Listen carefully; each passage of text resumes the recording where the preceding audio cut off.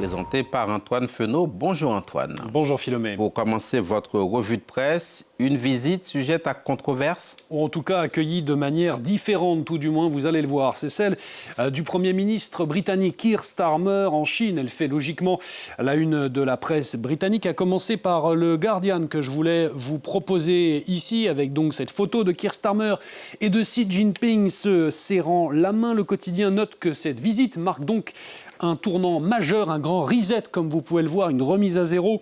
Après des années d'hostilité des précédents gouvernements conservateurs, nous note le Guardian, ces derniers avaient notamment imposé, on le rappelle, des sanctions sur de nombreux diplomates chinois après des violations des droits humains en relation avec le traitement des Ouïghours.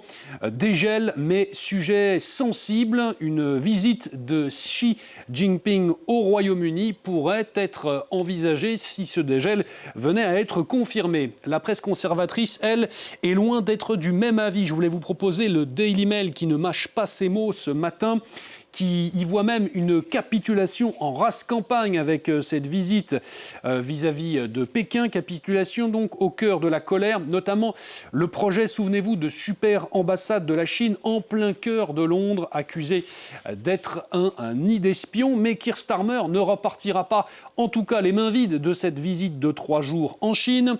The Independent nous le dit, il y a des bénéfices, notamment sur des accords sur les droits de douane touchant les whisky britanniques en particulier, des investissements dans le secteur médical pour des laboratoires britanniques, ou encore une avancée sur la question des visas qui pourrait être conclue.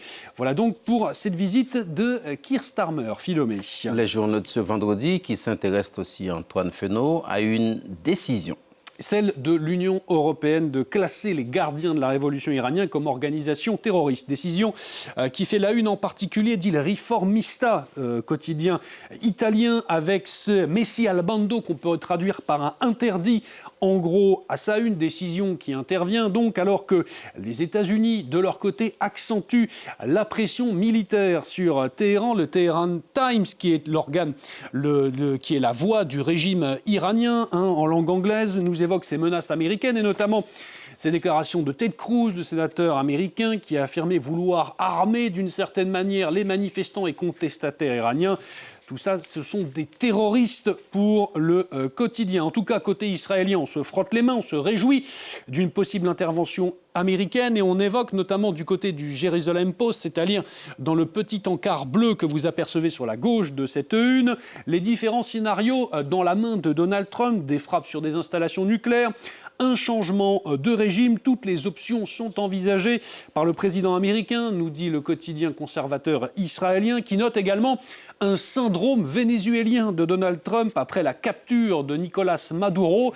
Le milliardaire pourrait hésiter, sa main pourrait trembler d'une certaine manière. En tout cas, les gardiens de la Révolution, eux, ont un visage. Et le Parisien nous en parle également ce matin. Le voici, ce bourreau du peuple, comme l'appelle donc le quotidien français, Mohamed Pakpour, c'est son nom.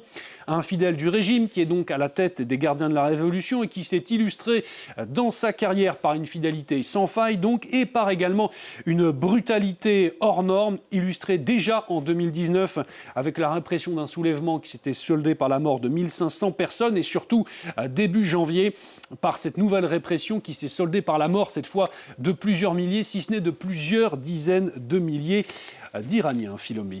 Vous vouliez aussi nous parler, Antoine, d'une vente qui interroge. Oui, vous l'évoquiez dans votre journal, qui a provoqué une colère ici en France, c'est celle de LMD Aerospace, une entreprise française de la défense vendue à des Américains. Et les filles et le RN, ici en France, avaient dénoncé un laisser-faire du gouvernement, mais le Parisien, vous le voyez ici, se veut plutôt rassurant ce matin. La DGA, la Délégation Générale pour l'Armement, a donné en effet son feu vert à cette vente. LMB fabrique des ventilateurs pour des systèmes électroniques qui équipent, on le voit en photo, le fameux Rafale. Notamment, pourtant, ces composants, nous dit le Parisien, sont fabriqués par d'autres entreprises 100% françaises, dont notamment le géant de l'armement Thales. La perte d'autonomie n'est donc pas là, nous dit le quotidien. Le Parisien note aussi que LMB intervient avant tout comme sous-traitant, une vente moins stratégiquement défavorable, vous l'avez compris, qu'il n'y paraît, en tout cas sur le papier, Philomé. On ne va pas se quitter là-dessus. Vous vouliez nous parler d'un retour en force. Oui, d'un retour en force d'une petite bébête. C'est celui des Tamagotchi. Philomé, souvenez-vous, ces petites bestioles numériques vendues dans un petit œuf en plastique par la marque japonaise Bandai.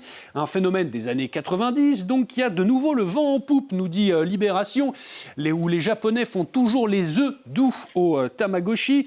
Sortis initialement en 96 au Japon et en 97 en France, les Tamagotchi vont faire un carton aussi exceptionnel à l'époque que temporaire. Une rétrospective leur est d'ailleurs consacrée à Tokyo, et les nouveaux modèles, car il y en a, s'écoulent comme des petits pains, nous dit Libération, des modèles connectés désormais avec le Wi-Fi bien entendu, et qui séduisent donc les nouvelles générations intriguées par ces bébêtes à nourrir. Ils reviennent aussi, c'est à noter dans côté de cet article de Libération, en force dans les cours d'école, avec un intérêt éducatif totalement relatif. Les enfants sont responsabilisés, nous dit le quotidien qui relaie la parole de certains parents et qui doivent donc veiller sur leur compagnon numérique qui a donc conquis les petits et les grands, Philomé. Merci beaucoup, Antoine Fenault, pour cette